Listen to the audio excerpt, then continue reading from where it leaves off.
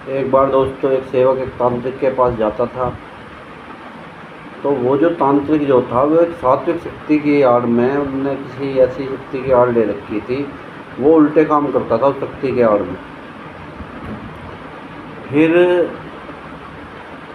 उस सेवक के काम बनते रहे।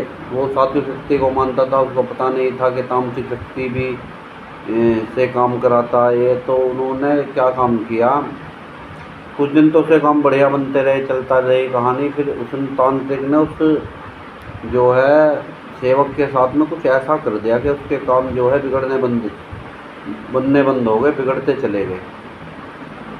उसके बाद में बर्बाद सा हो गया, घर परिवार सब बर्बाद हो गया। तो पैसा भी नहीं था।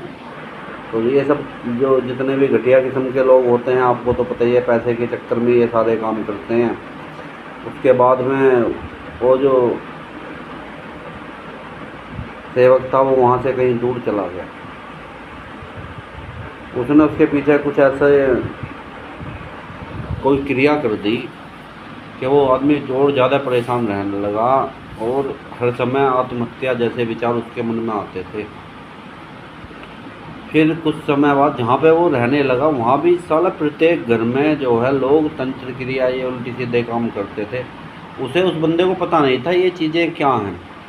उनने देखा, 2-4 लोगों से जानकारी करी, उन्होंने बताया ऐसे होता है वैसे होता है, उल्टे सीधे काम हो जाते हैं, यहाँ तक कि मारण क्रिया तक हो जाती हैं। तो उसने देखा, उसने 1-2 बंदे से जानकारी प्राप्त करी इस विषय में क्या है क्या मैटर। उसने जाना, सोचा, समझा। फिर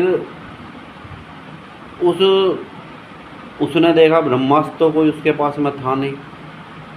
तो भगवान को मानता था, बाबा को, बाबा मोहन राम हो गए, आपका ये हो गए, राधा कृष्ण भगवान हो गए, भगवती माँ हो गई, इनको मानता था वो। तो उसने प्रार्थना करी कि आप मुझे शक्ति मत दो, लेकिन मुझे ऐसा कर दो कि मुझ पर तंत्र क्रिया, मंत्र क्रिया, इन क्रियाओं का कोई असर ना हो।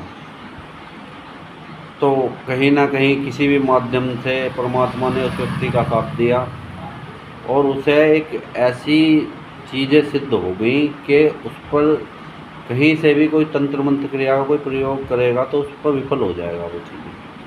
तो अगर आप भी इस चीज़ से परेशान हैं तो मुझसे बात कर सकते हैं, निःशुल्क है, कोई पैसा नहीं, कभी पूरे जीवन कोई पैसा नहीं। अगर आप किसी परेशानी में हैं इस तरीके की तो मुझसे ज़रूर संपर्क करें, हो सकता है आपके जीवन में कोई नया रास्ता खुल जाए। राधे राधे, आपका दिन शुभ हो।